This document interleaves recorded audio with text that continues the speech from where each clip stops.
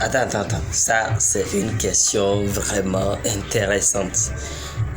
Lorsqu'un poulet est malade ou un animal est malade,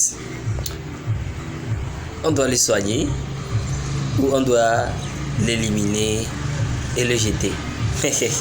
Salut, j'espère que vous allez bien. Je suis Fidèle Tchodier, jeune entrepreneur togolais, ingénieur des travaux agricoles et consultant en gestion des risques agro-business et responsable fondateur de la société Gra Consulting. Bon, bref, juste pour me présenter un peu. Mais aujourd'hui, il y a une question très importante, très pertinente, très intéressante qui m'a été posée.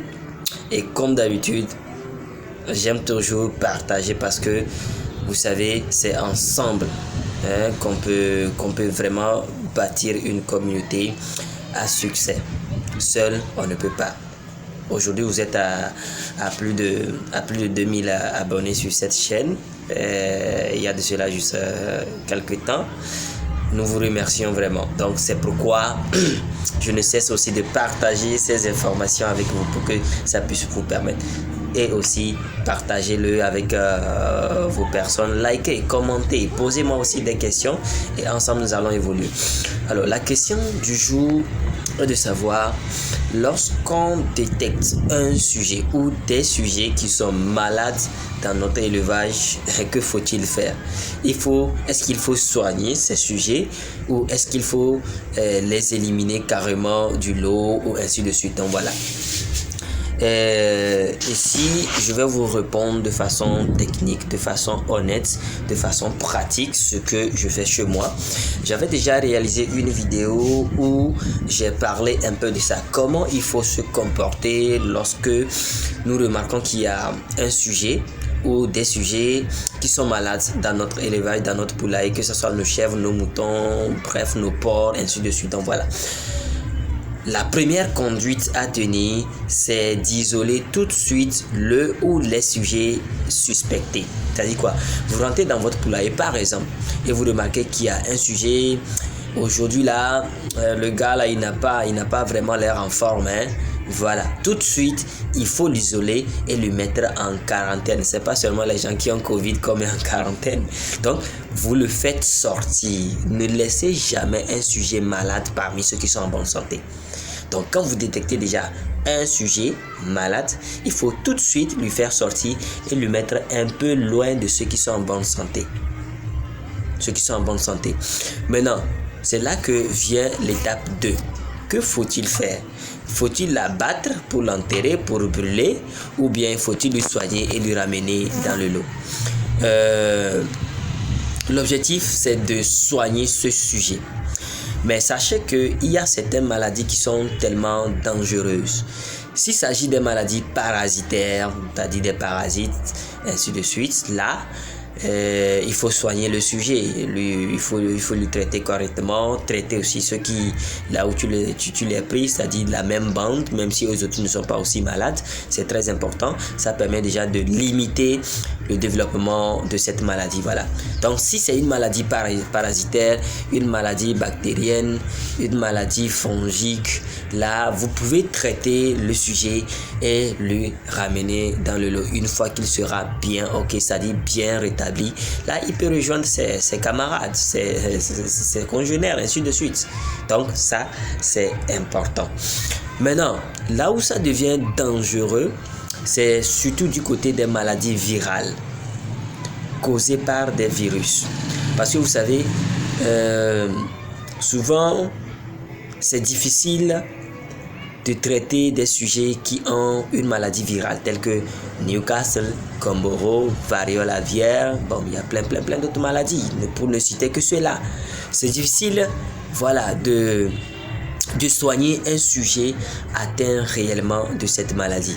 Parce que souvent, lorsqu'on tente de le soigner avec des antibiotiques, des vitamines accompagnées, ainsi de suite, voilà, il finit par prendre, c'est-à-dire dominer et reprendre sa santé.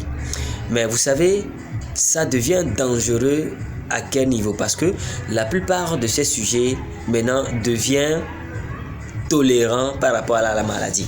C'est-à-dire ici, il devient plus résistant ou l'animal devient plus, voilà, le sujet devient plus résistant à la maladie. Et ce qui fait que ça ne fait rien. Il devient un porteur sain, donc un porteur dangereux pour votre élevage. Donc quand vous lui mettez dans le lot, ça dit le virus est toujours sur lui. Ce qui veut dire que maintenant, lui et le virus, ils ne font que un.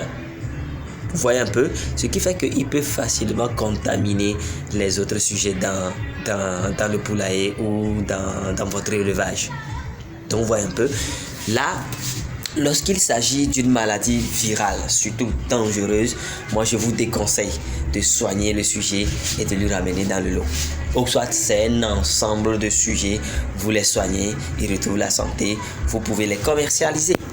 Mais si c'est une partie du lot que vous avez pu récupérer, ce que je peux vous conseiller, c'est de vendre tout, de les amener à l'abattage, ainsi de suite. Donc, vous voyez un peu, parce que le ramener dans le grand lot, souvent ça devient dangereux. Il va commencer même à chier, c'est-à-dire à laisser ces virus-là dans le poulailler, sur la surface, et voilà. C'est pourquoi dans certains élevages, la variole aviaire, les boutons qui poussent un peu sur, c'est-à-dire qui laissent des croûtes sur les becs, les yeux, les narines, ainsi de des poussées par exemple, vous allez voir que ça survient toujours parce que le virus est très résistant. Alors voilà ce que je peux vous dire par rapport à votre inquiétude. Oui, c'est possible de soigner le sujet et de le mettre dans le lot s'il s'agit d'une maladie parasitaire, plus ou moins bactérienne, comment l'appelle-t-on, voilà. Mais quand il s'agit des maladies hautement classées comme des maladies dangereuses, souvent il faut vous-même éliminer ce sujet, le brûler, l'enterrer profondément, voilà, pour éviter des risques de contamination. Alors, si toi aussi tu as aimé et que tu as trouvé ce sujet vraiment pertinent, je te demande aussi de partager parce que il y a quelqu'un aussi quelque part qui a besoin de cette information. Likez et abonnez-vous à cette page, ou bien abonnez-vous plutôt à cette chaîne pour qu'ensemble nous puissions former une grande communauté. Nous avons encore beaucoup d'autres projets aussi à vous présenter, mais vous ne pouvez pas recevoir ces informations si vous n'êtes pas sur cette chaîne ou notre page Facebook. Je vous aime bien. Beaucoup de chance dans tout ce que vous entreprenez. À la prochaine.